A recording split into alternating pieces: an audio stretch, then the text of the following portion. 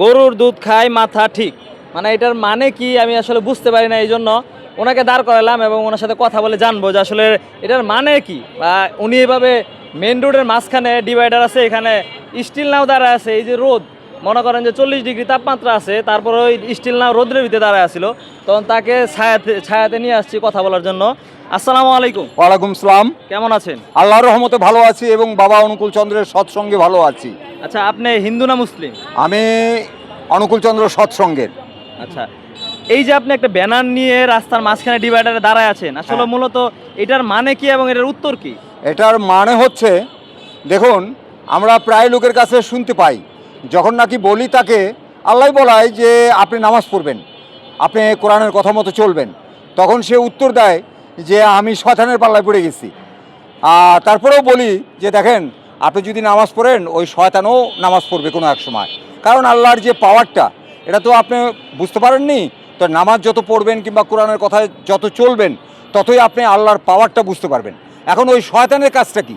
ওই শয়তানের কাজটা হলো সে মাথা নষ্ট করে আর পাগল বানায়। তা এখন এই সমস্ত জিনিসগুলো যদি আল্লাহর জমিনে হয় তাহলে আল্লাহর জমিনটা অপবিত্র হচ্ছে। তা এখন আল্লাহ চাচ্ছেন যে তোমরা এক কাজ করো, তোমরা গরুর দুধ খাও আর 5 ওয়াক্ত নামাজ পড়ো, কোরআনের কথা মতো চলো, ওই শয়তান টয়তান এগুলো তোমাদের পিছনে ঘুরবে না। তাই এখন আপনাদের ইচ্ছাটা কি, যে আপনারা কি পাগল হতে চান নাকি গরুর দুধ খেতে চান আল্লাহর নিয়ামত? মানে আপনার মেসেজ হচ্ছে এটা, হ্যাঁ, এটাই। যে আপনি কি পাগল হতে চান নাকি গরুর দুধ খেতে গরুর চান? দুধ খেতে চান। আচ্ছা। কারণ আমি প্রায় মুখ থেকে শুনতে পাই যে শয়তান নাকি তাদের পিছনে ঘোরে। তাই আল্লাহ যদি আপনার সামনে থাকে তাহলে ওই শয়তান তো আর তখন আপনাকে কিছু ক্ষতি করতে পারবে না। শয়তান তো সবার পিছনেই ঘুরে।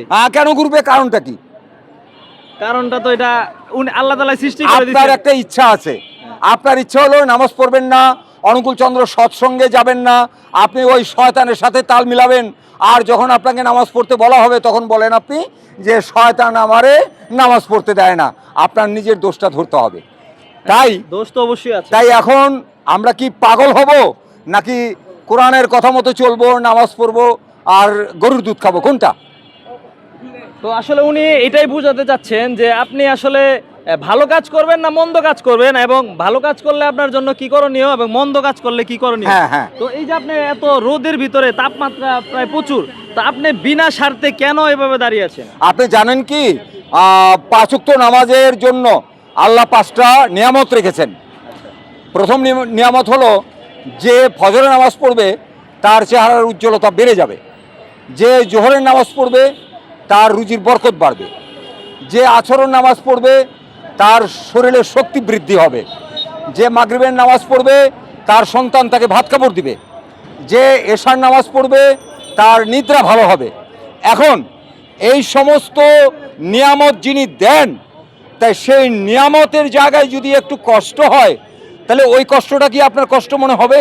কখনোই না। আজকে আমি যে আল্লাহর দোয়া পেয়েছি, এই জন্মে আমার কত ভাগ্য, আমি বাবা অনুকূল চন্দ্রের সৎসঙ্গ থেকে এই আশীর্বাদ পেয়েছি।